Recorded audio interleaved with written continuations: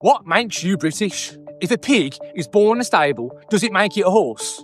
We don't have magic soil, magic tea, or magic passport paper in this country. You need English, Scottish, or Welsh blood to make you British. British heritage makes you British. Diversity is our strength. Cultural enrichment. Welsh Christian choir boy. Don't look back in anger. How about enough is enough? How about remigration?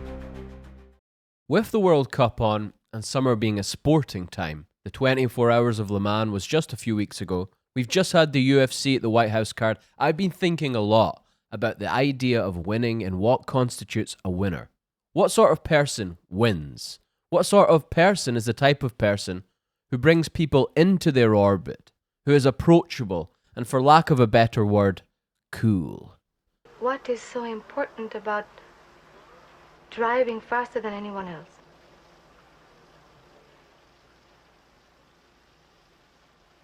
A lot of people go through life doing things badly.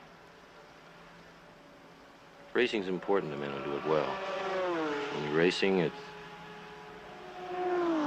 life. Anything that happens before or after, it's just waiting.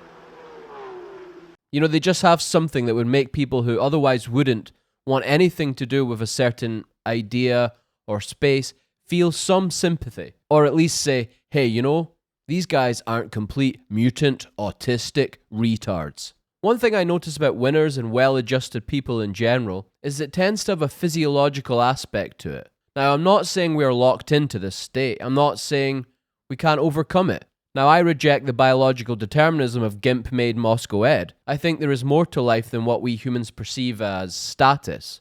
But there is also the truth that what makes us human is our ability to recognize danger and disease. There is a reason we say that people look like pedophiles, even if they aren't. It is a real physiognomy, isn't it? Well, what is the physiognomy of the DR fringists? I guess it takes all types. On one side, you have the fairly normal, slightly eccentric people who may have found their way into a space filled with oddballs. Then, on the other hand, you have Homeland. There are those who say, you can't win anything. You've only got 10,000 followers on Twitter. Well, we started with nothing. No party, no website, no counsellors, no allies. And now we have all those things and more. When are they going to realise? When are they going to understand that there's no brakes on this train? We're just going to carry on. When are they going to get on board? We don't need to go on about that all day. We just need to keep asserting the simple ideas that should be the bedrock of any national politics: family, community, homeland. It is that simple. And I'll leave you with this. Now, before Restore and the Sargon Ascendancy, there was for a year or so a small party called Homeland that ruled the roost in the online DR. Sell nationalism to your friends, to your family, to your neighbours, to your community, to your work colleagues. And nobody's going to take offence to what you've said. And if they do, they brush it off after a few minutes. Because there's some really cutting things, kids. amongst friends, don't they? We have conversations that you go, if you did it in some other environments, you go, shouldn't have said that. There was this idea that the only reason people don't platform Homeland is because Homeland is too based, is too strident and pure. That, of course, fell flat, but a lot of people that now endorse Restore are ex-Homeland alumni. The Homeland Party is in Wethersfield today, one of the 100 parishes in Essex, and unfortunately they're facing the reality of mass migration. The local migrant centre, RAF Wethersfield, is facing plans to expand and outnumber and dominate the village, where residents will soon be in the minority. We're here, the Homeland Party's here to tell them that England is changing. Steve Laws. You all know I film boats and run around the docks, like, you don't need to hear it again. So I thought I'd talk about something a little bit different. Now is the time to stand up and be counted, not just for political victory, but for the triumph of our way of life. We must also be innovative. We need think tanks, youth movements, cultural festivals, celebrating our heritage, media outlets, speaking our message. We need to be more than a political party. Our cause is just, our will is strong, and our people are worth fighting for. I will leave you on this final message. Homeland or death. What is Homeland, you may ask, and how is it any different from Patriotic Alternative? Homeland is, in my opinion, a reasonably organic movement of autists and spastics who split off from Patriotic Alternative sometime in 2024. Of course, PA being the mud vehicle of the great mud child of Leicester himself, Marcus Collette. Before Britannia was, I slept, waiting for it, deep within the primordial mud. Centuries of sleep.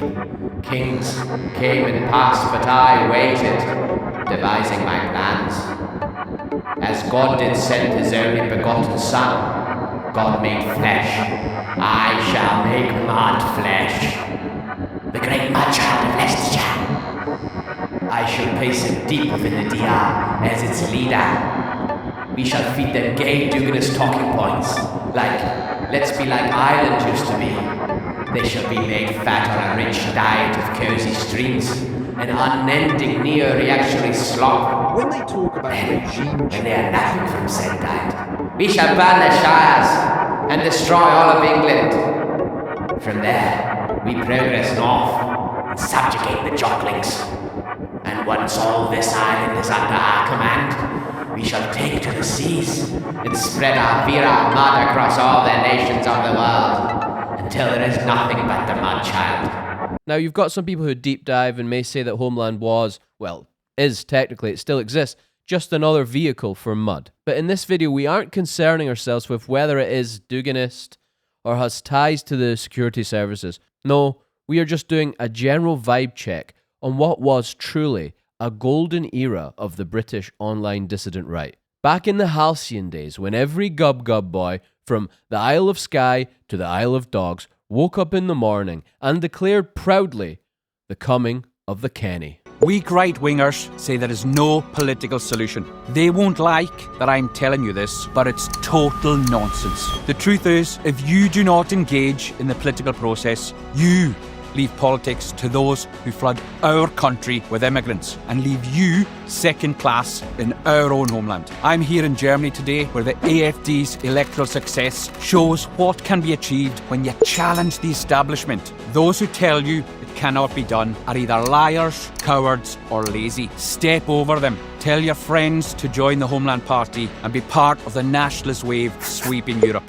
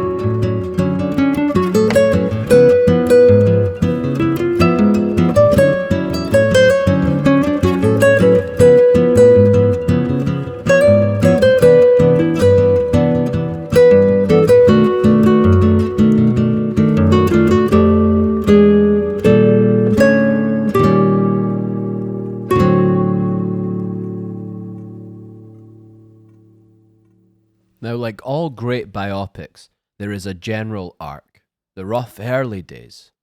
The ascendancy. Nobody else will speak about our people in the same way we do. We haven't got shame, we haven't got guilt, we haven't got fear. We stand up for our own people. This is not mere politics. This is a war. This is the final battle for our homelands. Our national identity and everything it means to be British is being taken away from us. We will not tolerate this, and we will not allow it to happen. Then, the inevitable downfall. Downfall. I wonder what connection this film has with the downfall of the great Kenny and his Homelanders. 100 Sargon bucks for whoever doesn't know and guesses right.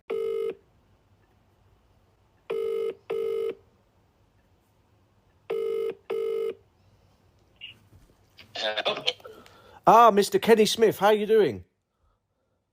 Not bad, Paul. Not bad, good. Pretty dozen tackle tonight, young man. Yeah, good stuff. I'll tell you what, I've got this brilliant plan, and I'm sure you'll agree, because obviously we need to put this to bed. What are you saying? I said I've got this brilliant plan, yeah? And we can put this all to bed, yeah? You tell me where to come and meet you tomorrow. You can show the camera your chest, and then we can move on with our lives. Job done. I think that's a brilliant plan, Kenny. I mean, what have you got to hide? I mean, loads of these Indian bot accounts all saying that, you know, it's all false, it's all lies. Let's just put it to bed once and for all.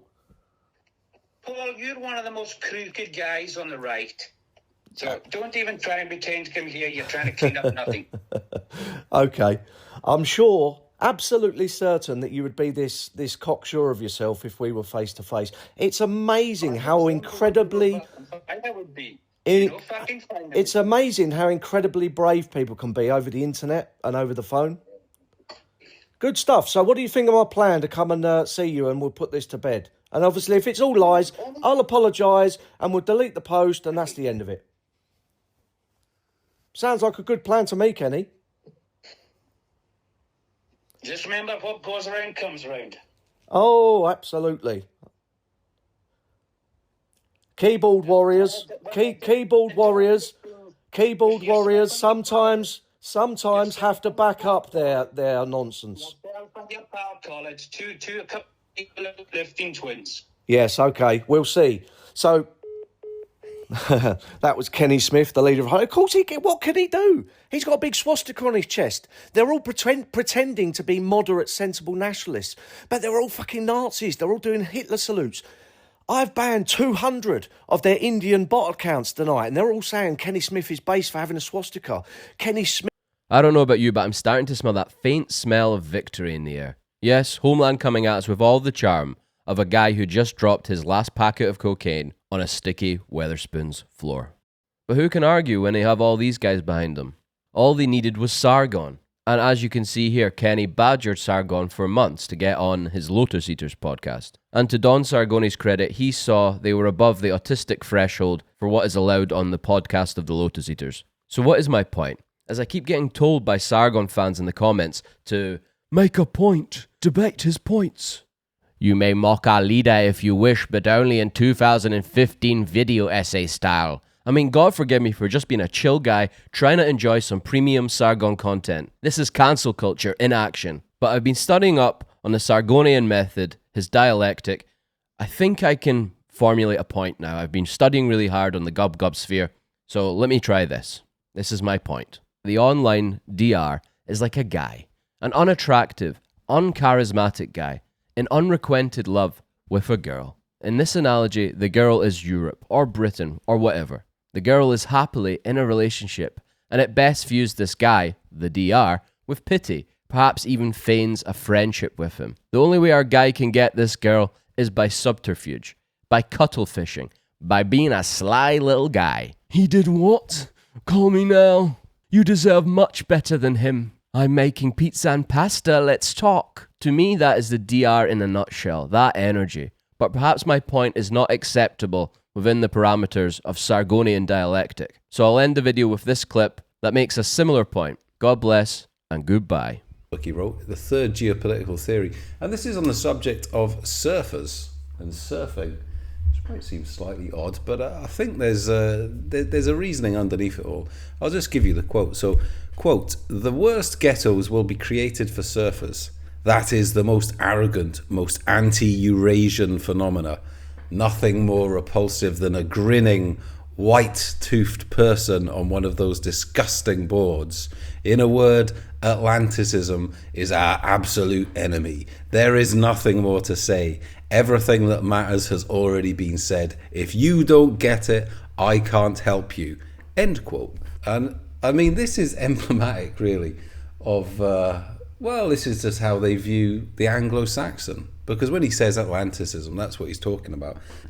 And I mean, when he's talking about surfers, that is what I believe anyway, he's really getting into. Is, you know, he's thinking of these kind of blonde-haired, kind of at ease with themselves, like 1950s kind of United States Californian surfers. You know, and they're in this country that they stole from the noble savages. Well, their ancestors stole from the noble savages, and they've sort of secured this land, you know, between two shining seas, you know, and they've built this toxic empire, you know, and there they are at the other side, you know, the Pacific Ocean, and they're just like at ease with themselves, and they're sort of good looking, and they've got nice girlfriends, and they're all swanning around, and they're at ease with themselves in the natural world.